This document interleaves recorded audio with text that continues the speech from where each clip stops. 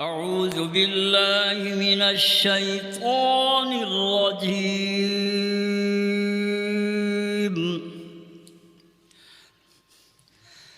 بسم الله الرحمن الرحيم.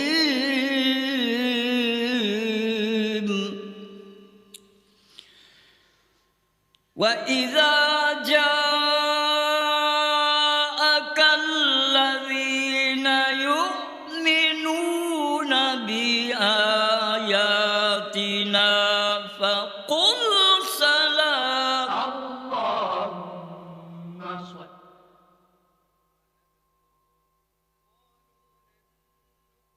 بالله من الشيطان الرجيم.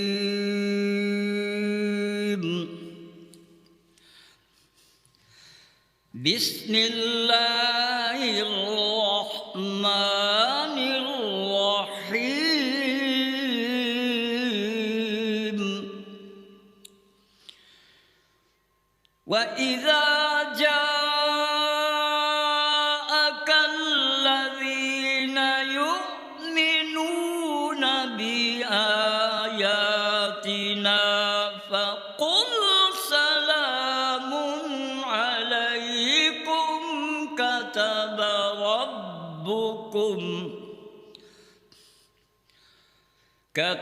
ربكم على نفسه الرحمة أنه من عمل منكم سوءا بجهالة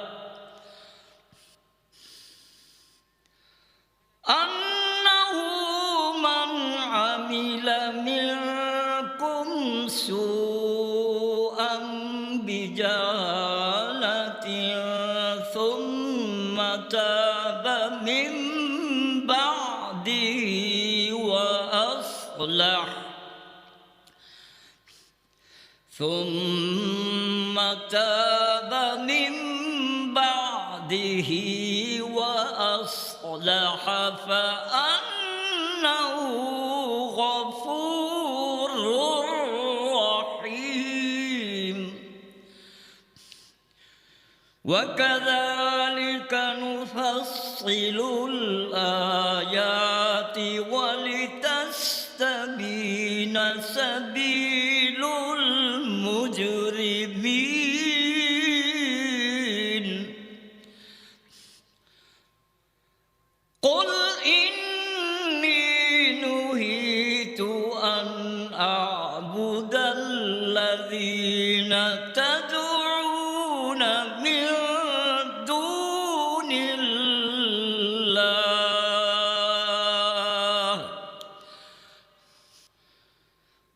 قل لا أتبع أهواءكم قد ضللت إذا وما أنا من المهتدين.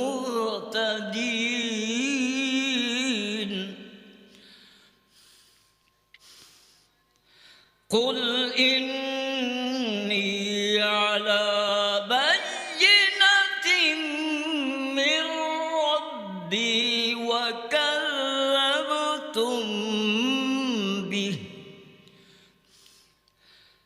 ما عندي ما تستعجلون به إن الحكم إلا لله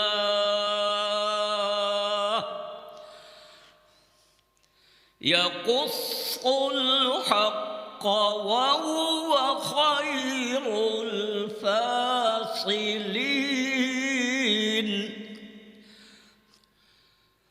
قل لو أن عندي ما تستعجلون به لقضي الأمر بيني وبينكم والله أعلم بالظالمين.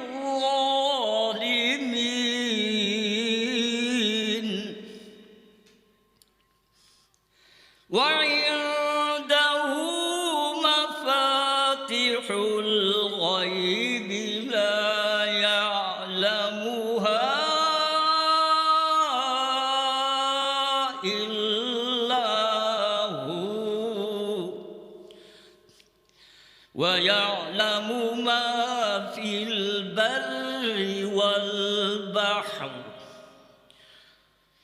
وما تسقط من ورقة إلا يعلمها ولا حبة في ظلمات الأرض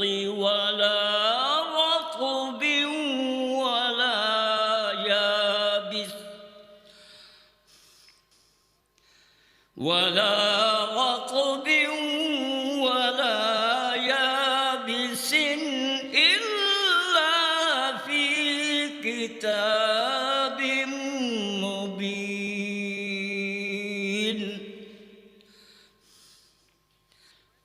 وهو الذي يتوفاكم بالليل ويعلم ما جرحتم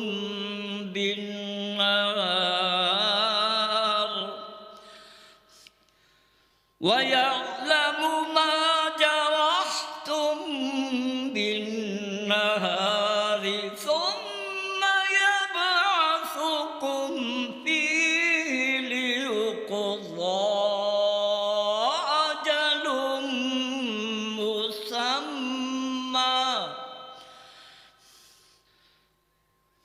ثم إليه مرجعكم ثم ينبئكم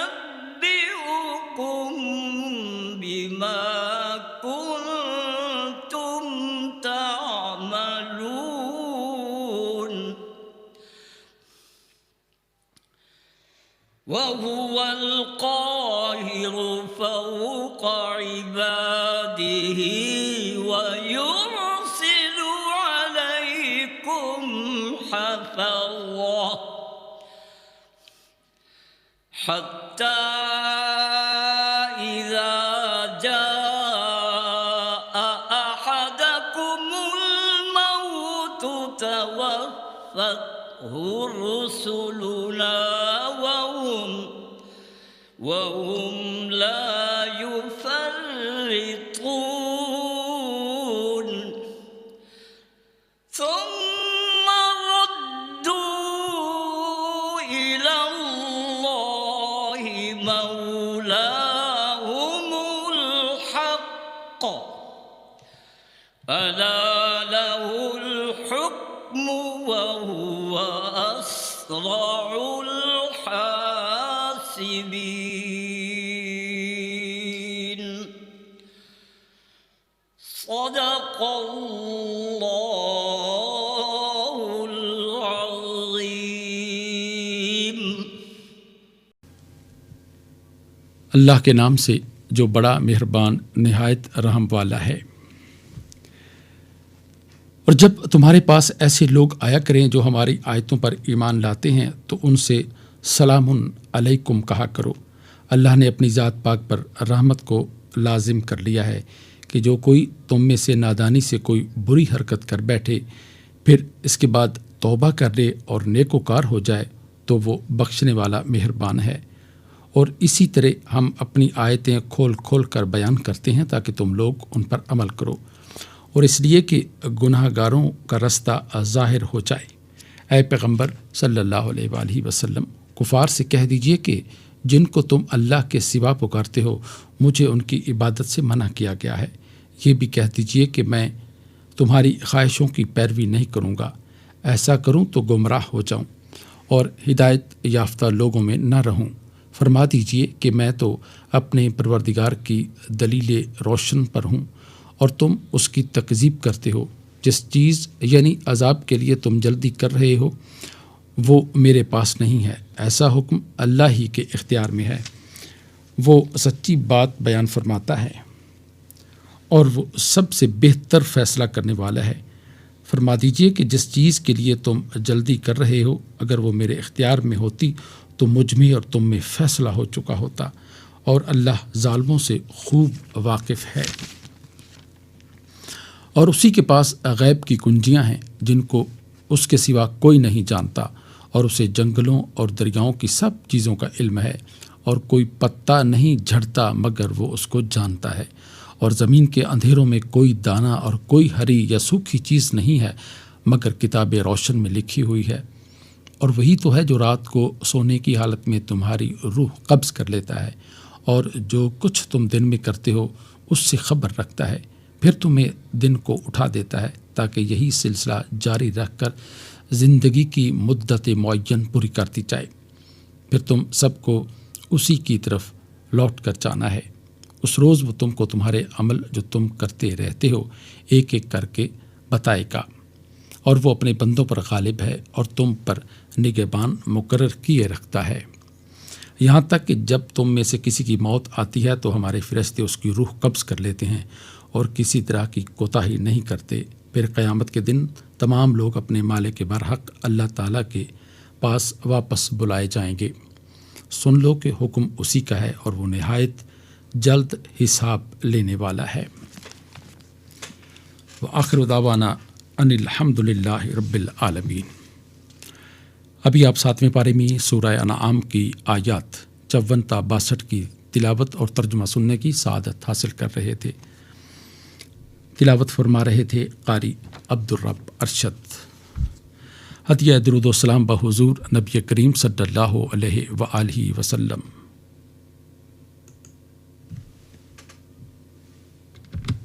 اللهم صل على محمد اللهم صل على محمد وعلى آله وصحبه وسلم اللهم صل على محمد اللهم صل على محمد وعلى آله وصحبه وسلم اللهم صل على محمد اللهم صل على محمد وعلى آله وصحبه وسلم۔ ارشاد باری تعالیٰ ہے، اے پیغمبر صلی اللہ علیہ وآلہ وسلم، لوگوں کو دانش اور نصیحت سے اپنے پروردگار کے راستے کی طرف بلاؤ اور بہت ہی اچھے طریق سے ان سے مناظرہ کرو۔ جو اس کے راستے سے بھٹک گیا تمہارا پروردگار اسے بھی خوب جانتا ہے، اور جو راستے پر چلنے والے ہیں ان سے بھی خوب واقف ہے۔ نذرانہ حمد پیش کر رہے تھے مظفر وارسی۔ آئیے اب تقاریر کے سلسلے درس حدیث میں قاری ساجد محمود کی گفتگو سنتے ہیں۔ بسم اللہ الرحمن الرحیم، الحمد للہ رب العالمین، والصلاة والسلام علی سید المرسلین وعلی آلہ واصحابہ اجمعین، اما بعد۔ عن انس بن مالک رضی اللہ عنہ قال قال النبی صلی اللہ علیہ وسلم تسحروا فإن السحور برکۃ، رواہ البخاری کتاب الصوم۔ حضرت انس بن مالک رضی اللہ تعالیٰ عنہ سے روایت ہے کہ حضور صلی اللہ علیہ وآلہ وسلم نے ارشاد فرمایا، سحری کھاؤ کہ سحری کھانے میں برکت ہوتی ہے۔ حدیث مبارکہ صلی اللہ علیہ وسلم میں سحری کی فضیلت اور برکت بیان کی گئی ہے۔ سحری کھانے میں برکت یہ ہے کہ اس سے آپ کو اللہ کے حکم کی بجا آوری میں سہولت ہوتی ہے۔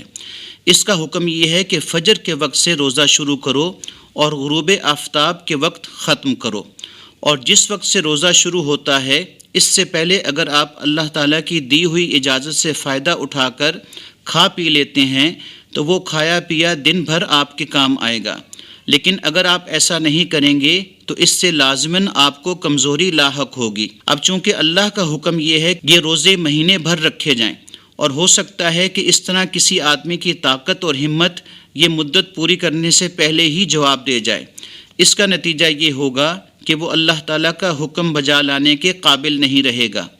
اسی بنا پر نبی کریم صلی اللہ علیہ وسلم نے سحری کھانے کی تاکید فرمائی کہ جس وقت کھانے پینے کی تمہیں اجازت ہے اس وقت کھاؤ، تاکہ جس وقت تمہیں کھانے پینے کی اجازت نہ ہوگی اس میں تمہیں اللہ تعالیٰ کا حکم بجا لانے کی طاقت حاصل رہے گی۔ روزے پر اس قدر اجر اور ثواب عظیم کا وعدہ جس کا تصور بھی کسی سے نہیں ہو سکتا، اس لیے بھی ہے کہ یہ ایک بہت مشقت اور خاصے تحمل و برداشت اور محنت کی عبادت ہے۔ صبح صادق سے غروب آفتاب تک کھانے پینے اور ازدواجی خواہش کے تقاضے پر عمل کرنے سے اپنے آپ کو روکے رکھنا کوئی معمولی بات نہیں ہے۔ اس میں کافی مشقت برداشت کرنا پڑتی ہے، اور عبادت میں محنت و مشقت پر ہی اجر و ثواب ملا کرتا ہے۔ اصل تو روزے میں یہ تھا کہ رات کو سو جانے کے بعد کھانا پینا وغیرہ ناجائز ہو جاتا اور سحری کے وقت بھی کھانے پینے کی اجازت نہ ملتی، جیسا کہ اہل کتاب کے یہاں یہی حکم تھا، اور ابتدائی اسلام میں بھی یہی حکم رہا ہے۔ لیکن اللہ تعالیٰ کی خاص رحمت اور خصوصی مہربانی ہے کہ اس نے سحری کی اجازت دے کر اپنے بندوں پر خاص انعام اور احسان فرمایا، اور سحری کھانے میں ثواب میں کمی تو کیا ہوتی، اور زیادہ ثواب کا وعدہ فرمایا، جیسا کہ آج کی زیر مطالعہ حدیث مبارکہ کے مطابق حضور نبی کریم صلی اللہ علیہ وسلم کا ارشاد گرامی ہے کہ تسحروا فإن السحور برکۃ، کہ سحری کھاؤ، سحری کھانے میں برکت ہے۔ ایک اور روایت میں ہے کہ سحری کھاؤ اگرچہ ایک گھونٹ پانی ہی ہو۔ سحری کا یہ حکم استحباب کے لیے ہے، اس لیے سحری کھانا مستحب ہے، اور برکت سے مراد حدیث مبارکہ میں یہ ہے کہ سحری کھانے میں سنت پر عمل کرنے کے سبب اجر عظیم ملتا ہے۔ اس میں تو یہ دینی برکت ہے۔ دوسرے صبح صادق کے قریب کھانے پینے سے روزہ رکھنے پر اعانت و امداد ہوگی، اور تمام دن اسی کھانے پینے کا اثر باقی رہے گا، تو سحری کھانے سے روزہ رکھنے پر قوت بھی حاصل رہے گی۔ یہ دنیاوی برکت ہے، اس لیے سحری کا خوب اہتمام کرنا چاہیے۔ یہ اس لیے بھی ضروری ہے کہ اہل کتاب سحری کا اہتمام نہیں کرتے تھے۔ حضرت عمرو بن عاص رضی اللہ تعالیٰ عنہ سے روایت ہے کہ رسول اللہ صلی اللہ علیہ وسلم نے فرمایا، ہمارے اور اہل کتاب کے روزوں کے درمیان فرق کرنے والی چیز سحری کھانا ہے۔ مطلب یہ ہے کہ اہل کتاب کے ہاں روزوں کے لیے سحری نہیں ہے، اور ہمارے ہاں سحری کھانے کا حکم ہے۔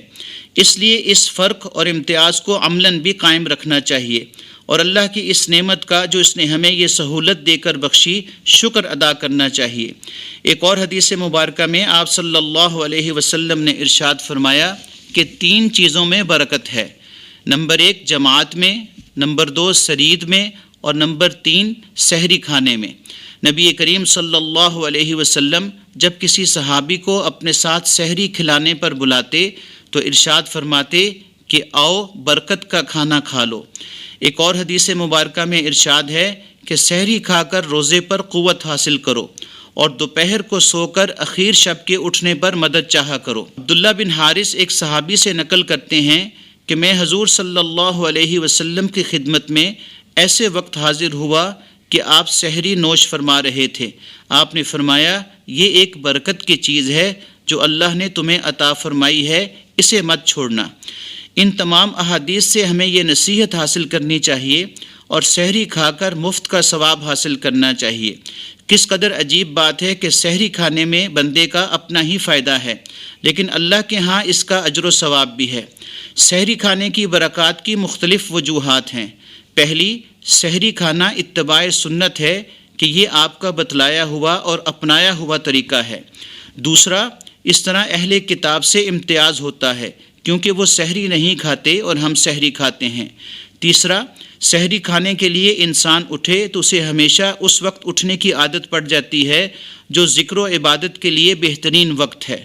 چوتھا، سحری کھانے سے عبادت میں دل بستگی پیدا ہوتی ہے کیونکہ بھوک سے اکثر بدخلقی اور تکان پیدا ہو جاتی ہے۔ پانچواں، سحری کا وقت قبولیت دعا کا وقت ہوتا ہے، ایسے وقت سے کیوں نہ فائدہ اٹھایا جائے۔ سحری کی اتنی بڑی برکت کے پیش نظر ہمیں چاہیے کہ رمضان میں سحری ضرور کھایا کریں، خواہ ایک کھجور ہی کیوں نہ ہو یا پانی کا ایک گھونٹ۔ اسلام ایک دین فطرت ہے، اسلام کی تعلیم انسان کی آسانی اور بہتری کے لیے ہے۔ اللہ تعالی ہمیں اس حدیث مبارکہ صلی اللہ علیہ وسلم پر عمل کی توفیق عطا فرمائے، آمین۔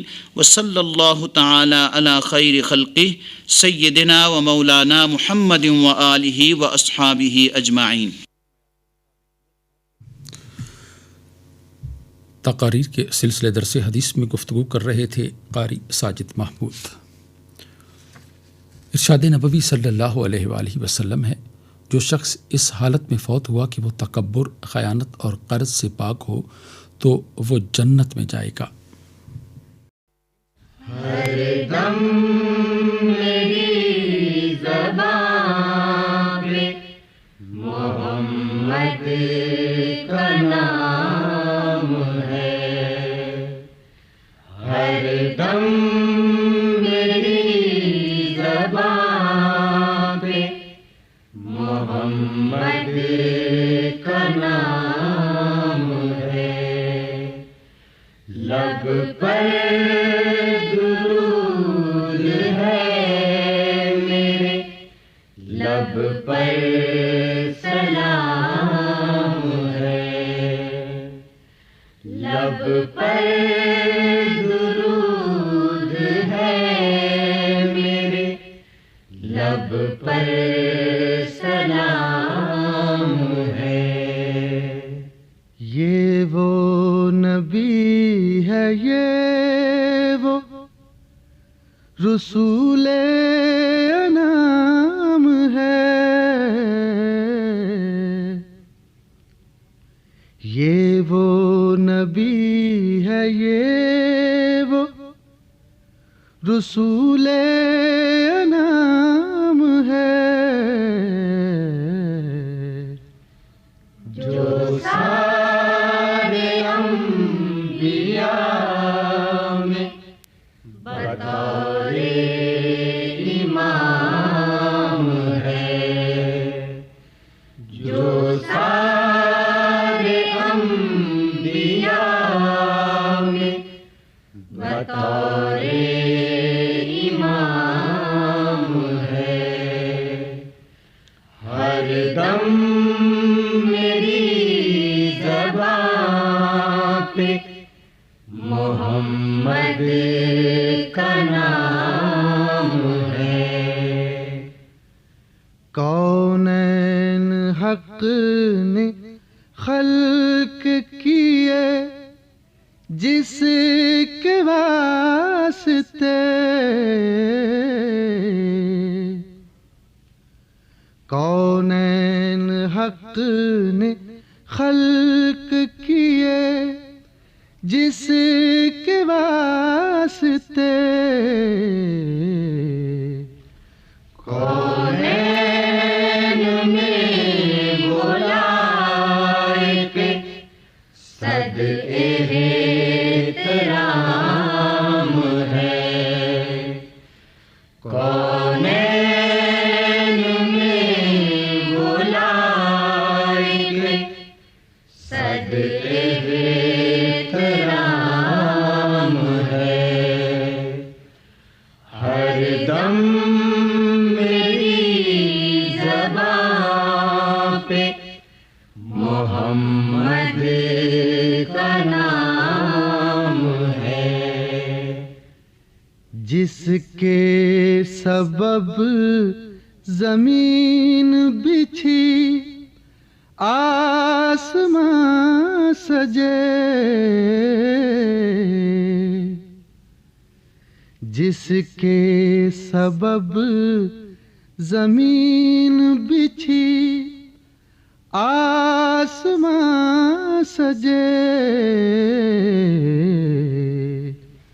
یہ زینت زمین وہی گردوں مقام ہے، یہ زینت زمین وہی گردوں مقام ہے، ہر دم میری زبان پہ محمد کا نام ہے، لب پر درود ہے میرے، لب پر سلام ہے، ہر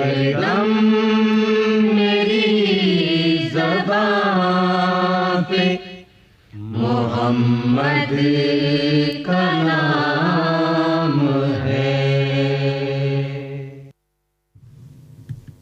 बारगाह नबवी सल्लल्लाहु अलैहि वसल्लम में हदिया अक़ीदत पेश कर रहे थे कलीम सरवर और साथी। कलाम था यकता अमरोहवी का। आइए अब आला अखलाकी अक़दार के सिलसिले रोशनी में प्रोफेसर डॉक्टर उमर हयात अंसारी की गुफ्तगू सुनते हैं। इंसान की फितरी ख्वाहिश है कि उसके गुनाह मुआफ़ हो जाएं और उसके साथ अफ़्व दरगुज़र का मामला हो। मग़फ़िरत इंसान के लिए अज़ हद ज़रूरी भी है, इसलिए कि गुनाह बड़े नुकसान का बाइस बनते हैं, दुनिया में भी और आखिरत में भी। और फिर गुनाहों की पादाश में आखिरत का अज़ाब तो बेहद शदीद और लर्ज़ाखेज़ है, और कोई भी ज़ी शऊर नहीं चाहता कि उस दर्दनाक अज़ाब से दो चार हो। मालूम होना चाहिए कि मुख्तार कुल सिर्फ अल्लाह की ज़ात है। लोगों के गुनाह मुआफ़ करना भी उसी के इख्तियार में है, लिहाजा बख्शिश व मग़फ़िरत के लिए उसी की तरफ रुजू करना लाजिम है।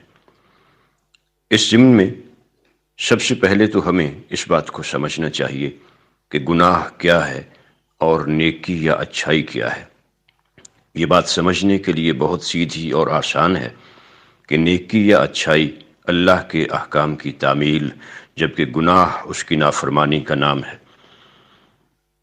तामील हुक्म फर्माबरदारी है जो बाइस इत्मीनान है, जबकि नाफरमानी या गुनाह बाइस इज़्तिराब व परेशानी, बाइस शर्मिंदगी और बिलाखिर बाइस ज़िल्लत व रुसवाई है।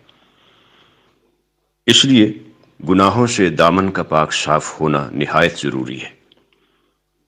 इसके लिए हिदायत की ज़रूरत है, जिसका बेहतरीन इह्तिमाम अल्लाह ने फरमा दिया। इल्हामी रुश्द व हिदायत का ऐसा इह्तिमाम कि जिसकी कोई मिसाल नहीं, जिसके साथ इंसान की इंसानियत, इसकी तमाम तर इज़्ज़त व अज़मत, फ़ौज़ व फलाह और मग़फ़िरत व नजात वाबस्ता है।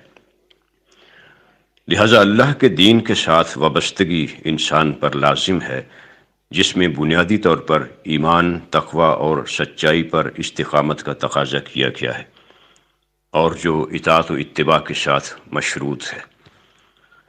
इसके नतीजे में अल्लाह की तरफ से इंसान को इस्लाह किरदार और मग़फ़िरत की ज़मानत दी गई है। अल्लाह के दीन में सबसे पहले तो बिला तख़सीस सब लोगों को दावत ईमान व इस्लाम दी जाती है, और फिर जो इस दावत पर लब्बैक कहते हैं, ईमान के ज़ेवर से आरास्ता होते हैं, उनके लिए फ़लाह की ज़मानत है और गुनाहों की मग़फ़िरत की बशारत। आखिरत में कुफ्र व शिर्क की कोई मुआफ़ी नहीं। ये अल्लाह का अटल और उसूली फ़ैसला है। अलबत्ता अहले ईमान के लिए अल्लाह के यहाँ तसल्ली, इत्मीनान और हौसला अफजाई का बहुत सामान है कि वो हस्ब इस्तिताअत फर्माबरदारी इख्तियार करें तो उनके लिए सवाब ही सवाब और बुलंदी दरजात है, और अगर उनसे गुनाह सरजद हो जाएं और वो तौबा इस्तिग़फ़ार करें तो उनके लिए मग़फ़िरत ही मग़फ़िरत है। वैसे तो अल्लाह का दर रहमत व मग़फ़िरत हमा वक्त खुला रहता है कि वो ज़ात रहमान रहीम और गफ़ूर रहीम है, ताहम उसने अहले ईमान के लिए कुछ ख़ास एहतिमाम भी फरमा रखा है, जिसकी खुसूसी इम्तियाज़ी मिसाल माह मुबारक रमज़ान है, जिसका दूसरा अशरा सिर्फ़ और सिर्फ मग़फ़िरत के लिए मुख्तस है। रसूलुल्लाह सल्लल्लाहु अलैहि वसल्लम ने इसे अशरा मग़फ़िरत करार दिया। आप जानते हैं रमज़ान बहुत ख़ास है।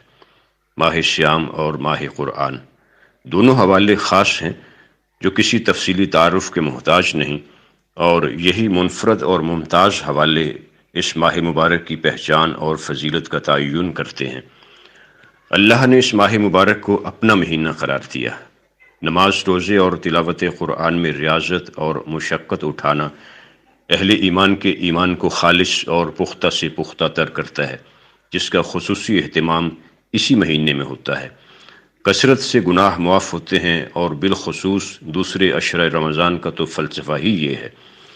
ज़रूरत इस अमर की है कि इस माह मुबारक की इस तरह कदर की जाए जैसा कि इसका हक़ है। جیسا کہ اس حوالے سے ہمارے پاس رسول اللہ صلی اللہ علیہ وسلم کا اسوہ حسنہ ہے۔ گنتی کے ان ایام کو غنیمت جانا جائے کہ یہ اللہ کا خاص انعام و احسان ہے۔ اس پر زیادہ سے زیادہ شکر گزاری کا رویہ اختیار کیا جائے، اور اس ماہ مبارک کی مناسبت سے جن امور و آداب کی پابندی کا حکم دیا گیا ہے اس پابندی کو شعوری طور پر یقینی بنایا جائے کہ مومن فقط احکام الہی کا ہے پابند، تاکہ ہماری مغفرت کا یقینی سامان ہو جائے، اللہ کا قرب خاص نصیب ہو جائے، اور ہمارے دلوں میں حضور اکرم محمد الرسول اللہ صلی اللہ علیہ وسلم کی محبت اور اطاعت کی شمع روشن ہو جائے۔ اعلیٰ اخلاق کی اقدار کے سلسلے روشنی میں گفتگو کر رہے تھے پروفیسر ڈاکٹر عمر حیات انصاری۔ ارشاد نبوی صلی اللہ علیہ وآلہ وسلم ہے، شیطان اس کھانے کو اپنے لیے جائز سمجھتا ہے جس پر اللہ کا نام نہ لیا جائے۔ حسن کی جان ایمان محبت صلی اللہ علیہ وسلم، حسن کی جان ایمان محبت صلی اللہ علیہ وسلم، سرتا پا رحمت ہی رحمت صلی اللہ علیہ وسلم، سب سے اونچا درجہ ان کا، سب سے اونچا درجہ ان کا، حق نے ایسا رتبہ بخشا جس کی نہیں کوئی بھی نہایت، صلی اللہ علیہ وسلم، جس کی نہیں کوئی بھی نہایت، صلی اللہ علیہ وسلم، عدل کیا تو اپنے پر آئے، عدل کیا تو اپنے پر آئے، سب کو دیکھا ایک نظر سے، حق میں کسی کی بھی نہ رعایت، صلی اللہ علیہ وسلم، حق میں کسی کی بھی نہ رعایت، صلی اللہ علیہ وسلم، رات کی تنہائی میں نمازیں، امت کی بخشش کی دعائیں، جن کے سجدے فخر عبادت، صلی اللہ علیہ وسلم، دین و دنیا یکجا کر کے راز ترقی کے سمجھائے، یہ بھی رحمت وہ بھی رحمت، صلی اللہ علیہ وسلم۔ حسن کی جان ایمان محبت، صلی اللہ علیہ وسلم۔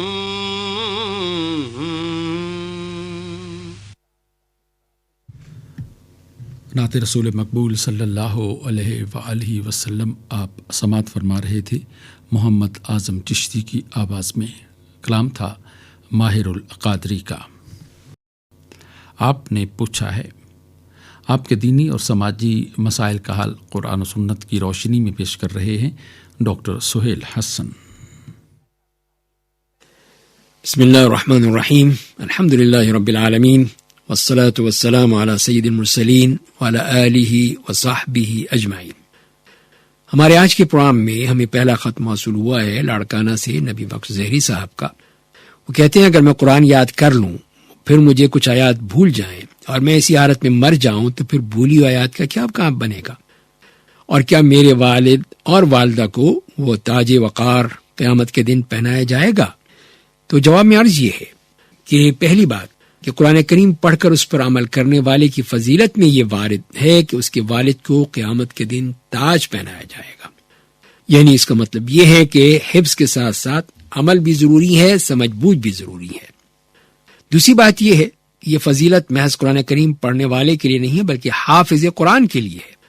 رہا یہ مسئلہ اگر کچھ شخص قرآن کریم یاد کرے اور پھر اس میں کچھ آیات بھول جائے تو کیا اس کے والد کو بھی قیامت کے دن تاج پہنایا جائے گا؟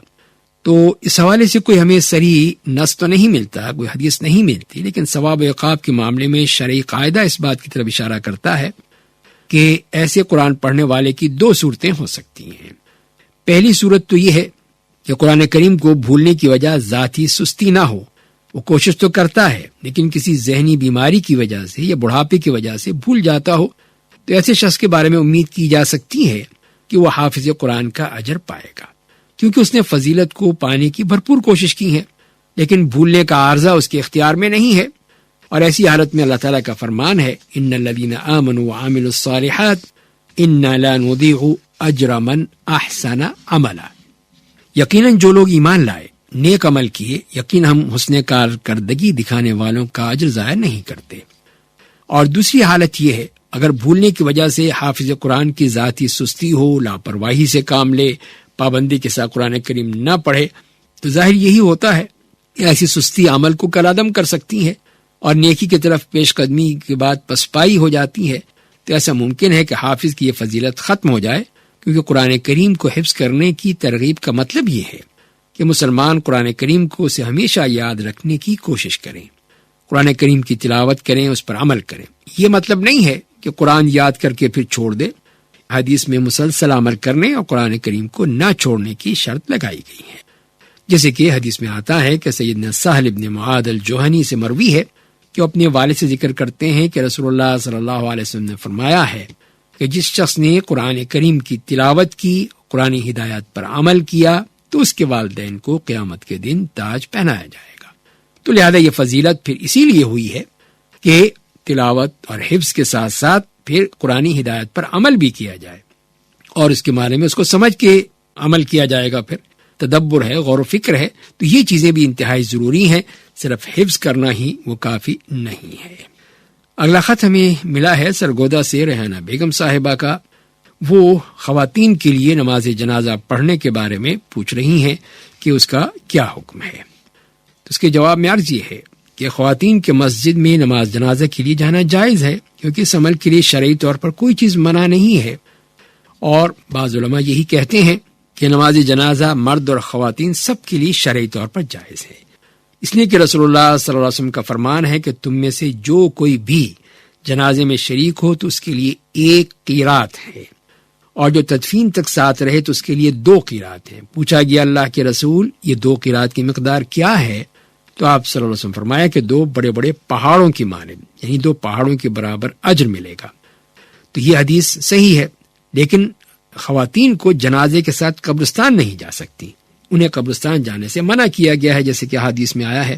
اور سیدہ ام عطیہ رضی اللہ عنہا سے روایت ہے کہ وہ کہتی ہیں کہ ہمیں قبرستان تک جنازوں کے ساتھ چلنے سے منع کیا گیا، لیکن بہت زیادہ سختی نہیں کی گئی، لیکن نماز جنازہ پڑھنے سے عورت کو منع نہیں کیا گیا۔ نماز جنازہ مسجد میں ہو، گھر میں ہو، جناز گاہ میں ہو، ویسے بھی خواتین نبی کریم صلی اللہ علیہ وسلم کے ساتھ اور آپ صلی اللہ علیہ وسلم کے بعد بھی مسجد نبی میں جنازے پڑھتی آئی ہیں، جبکہ قبرستان کی زیارت صرف مردوں کے لیے خاص ہے، بالکل ایسے ہی جیسے جنازے کے ساتھ قبرستان میں جانا بھی مردوں کے لیے ہی خاص ہے، کیونکہ رسول اکرم صلی اللہ علیہ وسلم نے قبرستان کی زیارت کرنے والی، بار بار جانے والی خواتین پر لعنت فرمائی ہے۔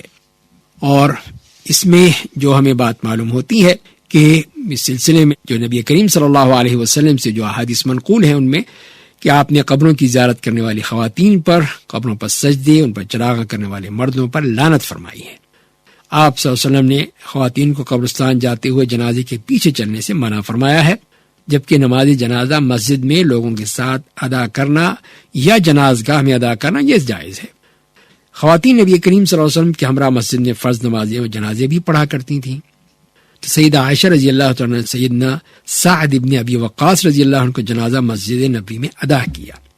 اسی بنا پر تو کسی بھی خاتون کو موقع ملے کہیں مسجد میں تو اس میں کوئی حرج نہیں ہے، وہ نماز جنازہ ادا کر سکتی ہے، بشرطے کہ اس میں اور کوئی خرابی نہ پیدا ہو جائے، جزا فضا نہ ہو جائے، نوحہ مارانا شروع ہو جائے یا رونا دھونا چلانا اور کوئی جو اس قسم کی چیزیں کی جاتی ہیں، کوئی فتنہ پیدا کیا جاتا ہے تو وہ نہ ہو، تو اس میں کوئی حرج نہیں ہے۔ اور ہم دیکھتے ہیں جیسے کہ حرمین شریفین میں وہاں پہ ہر نماز کے بعد مختلف جنازے پڑھے جاتے ہیں، تو عموماً ہماری خواتین جو ہیں وہ نہیں پڑھتی ہیں، تو یہ مناسب عمل نہیں ہے۔ ان کو ایک موقع مل رہا ہے کہ اتنا بڑا ثواب مل رہا ہے نماز پڑھنے کا، تو اسی لیے پھر ان کو چاہیے کہ وہ بھی وہاں پہ دیگر مسلمانوں کے ساتھ، چاہے وہ خواتین ہیں، ان کے ساتھ نماز جنازہ میں شرکت کریں، اس کی دعائیں یاد کریں وہاں پر رہتے ہوئے یا اپنے گھر میں، یہاں پر جب بھی موقع ملے، تاکہ وہ میت کے لیے دعا کر سکیں۔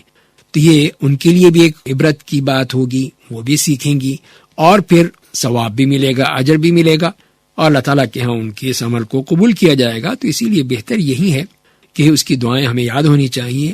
مسئلہ یہی ہے کہ مردوں کو بھی یہ دعائیں یاد نہیں ہوتی جو کہ نماز جنازہ اکثر پڑھتے ہیں، اور خواتین کو تو بصورت اولا جو ہے یاد نہیں ہوں گی۔ تو یہ ضروری ہے ایک مسلمان کے لیے کہ جہاں پہ وہ دیگر چیزیں دعائیں یاد کرتا ہے، تو نماز جنازہ کی بھی جو چند دعائیں ہیں، صرف کوئی زیادہ نہیں ہیں، ان کو یاد کرے، اور جب بھی ایسا کوئی موقع آئے مردوں کے لیے تو وہ بھی پڑھیں اس میں، اور اسی طرح خواتین کو اگر موقع ملے تو بھی وہ پڑھیں، تاکہ ان کو بھی اس کا ثواب ملے، اجر ملے، اور پھر میت کے بارے میں بھی ان کی دعائیں اللہ تعالیٰ قبول فرمائے۔ تو اسی لیے پھر اس بات کا خیال رکھنا چاہیے کہ یہ بھی ایک عبادت ہے جس کا ہمیں حکم دیا گیا ہے، اور موقع ملے تو اس میں شامل ہونے کو کہا گیا ہے، تو اسی لیے اس کو ترک کرنا جائز نہیں ہے۔ اللہ تعالیٰ عمل کرنے کی توفیق عطا فرمائے۔ آپ نے پوچھا ہے، آپ کے دینی اور سماجی مسائل کا حل قرآن و سنت کی روشنی میں بیان کر رہے تھے ڈاکٹر سہیل حسن۔ سامعین، اگر آپ بھی اس سلسلے میں کوئی سوال پوچھنا چاہیں تو خط لکھنے کے لیے ہمارا پتہ نوٹ فرما لیجیے۔ انچارج پروگرام حی علی الفلاح، پوسٹ باکس نمبر 2010 یعنی 2010، ریڈیو پاکستان، اسلام آباد۔ جب کیا میں نے قصد نعت حضور، ہوئے یکجا شعور و تحت شعور، روح ممدوح دستگیر ہوئی، شامل جاں تھا لطف رب غفور، ورنہ میں اور محمد احمد جس کی خاطر ہوا یہ نور و ظہور، خود خدا جس کا ہے ستائش گر، رحمت عالمی ہے جو مذکور، وہ کہ ہے مظہر دعائے خلیل، ذکر جس کا ہے جا بجا مستور، نطق جس کا حیات کا دستور، زندگی جس کی ہے منارہ نور، حسن سے جس کے کائنات حسین، خلق سے جس کی خلق ہے مسحور، اس کی خدمت میں کچھ برنگ غزل، با امید قبول و قرب و حضور، جی رہا ہوں میں اس دیار سے دور، چارہ جو جیسے چارہ کار سے دور،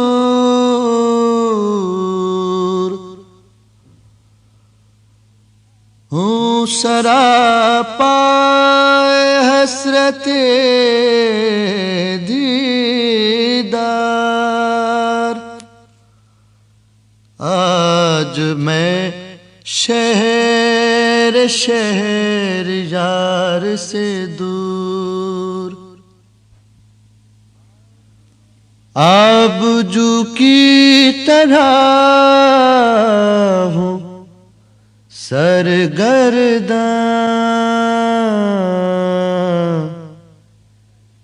نکل آیا ہوں کوثر سے دور،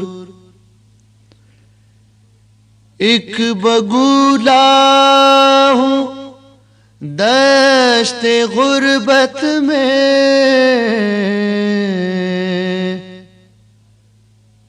قریائے راتو قرار سے دور، ایک گلے حیرت و ملال ہوں میں، مسکرایا ہوں شاخ سار سے دور، وہم ہوں خواب ہوں خیال ہوں میں، بے حقیقت ہوں کوئے یار سے دور،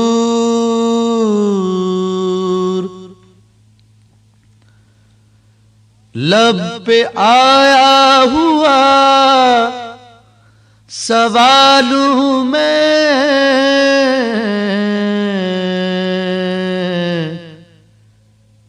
محفل یار رازدار سے دور،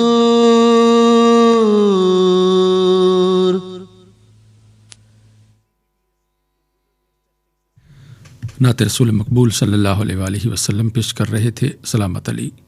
کلام تھا حفیظ طائب کا۔ قرآن حکیم اور ہماری زندگی کے سلسلے میں 10ویں پارے میں سورہ توبہ کی آیات 8 تا 11 کے مضامین کے حوالے سے گفتگو کر رہے ہیں مفتی طاہر محمود۔ اعوذ باللہ من الشیطان الرجیم بسم اللہ الرحمن الرحیم کیف وإن یظہروا علیکم لا یرقبوا فیکم الا ولا ذمہ یرضونکم بافواہہم وتأبى قلوبہم واکثرہم فاسقون اشتروا بآیات اللہ ثمنا قلیلا فصدوا عن سبیلہ انہم ساء ما كانوا يعملون لا يرقبون في مؤمن الا ولا ذمة واولئك هم المعتدون فإن تابوا وأقاموا الصلاة وآتوا الزكاة فإخوانكم في الدين ونفصل الآيات لقوم يعلمون صدق اللہ مولانا العظیم۔ آیتوں کے ترجمے سے پہلے چند الفاظ کے معنی سماعت فرمائیں۔ یظہروا علیکم، وہ تم پر غالب آ جائیں، لا یرقبوا، وہ خیال نہیں کریں گے، معتدون، زیادتی کرنے والے، حد سے بڑھنے والے۔ اب آیتوں کا ترجمہ سماعت فرمائیں۔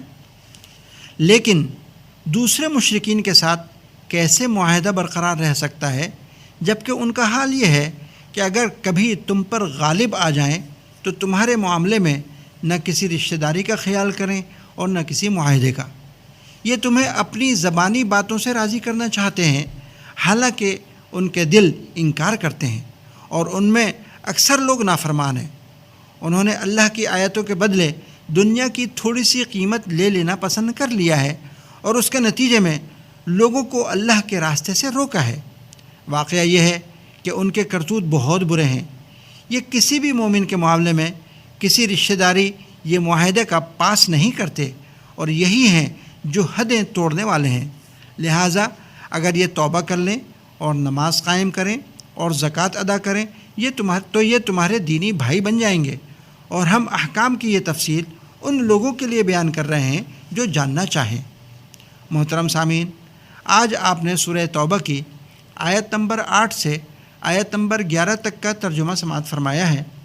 گزشتہ آیتوں میں یہ مضمون چل رہا ہے کہ مشرکین سے مسلمانوں کے عہد و معاہدے اس لیے پائیدار نہیں ہوتے کہ وہ ہر وقت عہد شکنی کی طاق میں رہتے ہیں، اور ان کو مسلمانوں پر ذرا سا بھی قابو مل جائے تو فوراً سارے عہد معاہدے پس پش ڈال کر اور رشتہ داریاں بھی فراموش کر کے انہیں ستانے اور نقصان پہنچانے میں پیش رہتے ہیں۔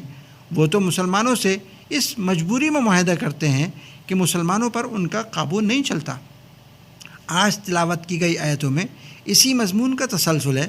فرمایا کہ ان مشرکین سے تمہارے عہد معاہدے اس لیے بھی برقرار نہیں رہ سکتے کہ ان کو مسلمانوں کے ساتھ بیر ہے۔ ان کو ذرا سا موقع مل جائے اور قابو چل جائے تو مسلمانوں کو نقصان پہنچانے سے دریغ نہیں کریں گے، اور ایسے میں ان کو نہ تعلقات اور رشتہ داری کا خیال رہے گا، نہ عہد معاہدے کی پاسداری رہے گی۔ اس وقت ان کا تم پر قابو نہیں چل رہا، بس نہیں چل رہا، اس لیے زبانی کلامی تو تم سے وعدے معاہدے کر کے تم کو راضی مطمئن کر رہے ہیں، حالانکہ دل سے یہ تم سے نفرت کرتے ہیں، اور ان میں زیادہ تر لوگ شریر اور نافرمان ہیں۔ یہ لوگ ایسے نالائق اور بد نصیب ہیں کہ اللہ پاک کی آیتوں اور نشانیوں کا کھلی آنکھوں سے مشاہدہ کرنے کے باوجود حقیر دنیا کے تھوڑے سے مال و متاع کے فائدے اور مزے کی خاطر آیتوں کا انکار کرنے پر تلے ہوئے ہیں۔ یہ لوگ راہ حق سے بھٹکے ہوئے اور بد عملی میں گرفتار ہیں۔ اللہ پاک کا سیدھے راستے کا تقاضا تو یہ تھا کہ یہ عہد معاہدے کی پاسداری کریں، لیکن انہوں نے اس کی خلاف ورزی کر کے بے راہ روی اختیار کی، اور یقیناً ان کی یہ حرکت بہت ہی بری ہے۔ آیت نمبر 11 میں یہ مضمون ہے کہ یہ مشرکین اگر اپنے کفر و شرک سے توبہ کر لیں اور مسلمان ہو جائیں اور اپنے مسلمان ہونے کو عمل سے ظاہر بھی کریں، یعنی نمازیں پڑھنے لگیں، زکوٰۃ دینے لگیں، تو پھر ان کے سابقہ تمام جرائم پر نظر نہیں ہوگی، ان کا پچھلا سب کیا دھرا معاف ہو جائے گا، خواہ کچھ ہی کیا ہو۔ اسلام لانے سے وہ تمہارے دینی بھائی ہو جائیں گے، ان کا پچھلا کیا سب معاف ہو جائے گا۔ اور ہم سمجھدار لوگوں کو بتلانے کے لیے شریعت کے احکام کو خوب تفصیل سے بیان کرتے ہیں۔ محترم سامعین، آیتوں کے مضامین آپ نے سماعت فرمائے۔ آخری آیت کے مضمون سے یہ معلوم ہو گیا کہ کفر و شرک سے بیزاری اور براءت کے لیے ضروری ہے کہ مسلمان نماز اور زکوٰۃ کا بھی اہتمام کرے۔ اس سے نماز اور روزے کی اہمیت اور تاکید ظاہر ہے، اور آیت نے واضح کر دیا کہ اگر کفر و شرک سے توبہ کرنے کے بعد نماز پڑھیں اور زکوٰۃ دیں تو وہ مسلمانوں کے بھائی ہیں۔ اس سے یہ بھی معلوم ہو گیا کہ جو کلمہ تو پڑھے مگر نماز اور زکوٰۃ میں کوتاہی کرے اور احکام اسلام کا التزام اور پابندی نہ کرے، نماز اور زکوٰۃ کو فریضہ خداوندی ہی نہ سمجھے، تو وہ مسلمانوں کا بھائی نہیں۔ اسی لیے بعض ائمہ مجتہدین جیسے امام احمد ابن حنبل رحمۃ اللہ علیہ کے نزدیک نماز کو جان بوجھ کر چھوڑ دینے والا مسلمان نہیں رہتا، مگر ہمارے امام اعظم امام ابو حنیفہ رحمۃ اللہ علیہ کے نزدیک اگر کوئی شخص نماز یا زکوٰۃ کا انکار تو نہیں کرتا، ان کو فریضہ خداوندی سمجھتا ہے مگر ان کے ادا کرنے میں کوتاہی کرتا ہے اور اس کوتاہی پر خود کو گناہ گار بھی سمجھتا ہے، تو ایسا شخص کافر نہیں ہوتا بلکہ وہ ایک گناہ گار مسلمان ہے، اس کو توبہ کرنی چاہیے۔ اللہ پاک ہم سب کو قرآن کریم سے مضبوط تعلق عطا فرمائے، آمین وما علینا الا البلاغ۔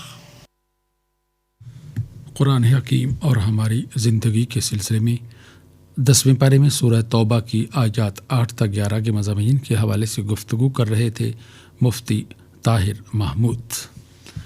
ہدیہ درود و سلام بحضور نبی کریم صلی اللہ علیہ وآلہ وسلم۔ اللهم صل على محمد اللهم صل على محمد وعلى آله وصحبه وسلم اللهم صل على محمد اللهم صل على محمد وعلى آله وصحبه وسلم اللهم صل على محمد اللهم صل على محمد وعلى آله وصحبه وسلم۔ حضور نبی کریم صلی اللہ علیہ وآلہ وسلم کی بارگاہ اقدس میں ہدیہ درود و سلام پیش کیا گیا۔ آئیے پروگرام کے ان اختتامی لمحات میں اللہ تعالیٰ کے حضور دعا کے لیے ہاتھ پھیلائیں۔ الحمد للہ رب العالمین والصلاة والسلام على سید المرسلین سیدنا وحبیبنا محمد وآلہ واصحابہ اجمعین۔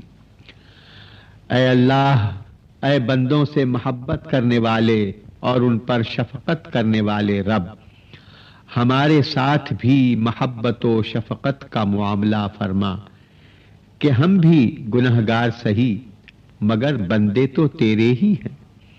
اے اللہ، ہمیں توفیق عطا فرما کہ ہم آپس میں پیار محبت سے رہیں۔ اے اللہ، تو نے اپنے محبوب نبی کے ساتھیوں کی شان یہ بیان فرمائی ہے رحماء بینہم، کہ وہ آپس میں بڑے مہربان تھے۔ اے اللہ، اے رب رحیم، ہمیں صحابہ کرام کے نقش قدم پر چلنے کی توفیق عطا فرما کہ ہم بھی آپس میں مہربان اور نرم دل بن جائیں، سختی کا مظاہرہ اپنے دشمنوں یعنی کافروں کے خلاف کریں، جیسا کہ اصحاب کرام تھے اشداء علی الکفار، کافروں کے مقابلے میں مضبوط۔ اے اللہ، بڑوں کو توفیق عطا فرما کہ وہ چھوٹوں پر شفقت کریں، ان سے محبت کریں، چھوٹوں کو سمجھ دے کہ وہ بڑوں کا ادب و احترام کریں، ان کی نصیحتوں کو توجہ سے سنیں اور ان پر عمل کریں۔ اے اللہ، اے دلوں کے جوڑنے والے، وہ لوگ جو کسی معمولی رنجش کی بنا پر ایک دوسرے سے کٹ گئے ہیں، ان کے دلوں میں باہمی الفت پیدا کر دے۔ اے رب کریم، جن شوہروں اور بیویوں کے درمیان شیطان جدائی ڈلوا دے، ان کو ایک دوسرے کی سچی محبت عطا فرما۔ اے اللہ، تیرے محبوب نبی کی دی ہوئی تعلیم کے مطابق ہم تجھ سے تیری محبت کا، تجھ سے محبت کرنے والوں کی محبت کا اور ان کاموں سے محبت کا سوال کرتے ہیں جو ہمیں تیری محبت کے قریب کر دیں۔ اللہم انا نسألک حبک وحب من یحبک وحب عمل یقربنا الی حبک، آمین یا رب العالمین۔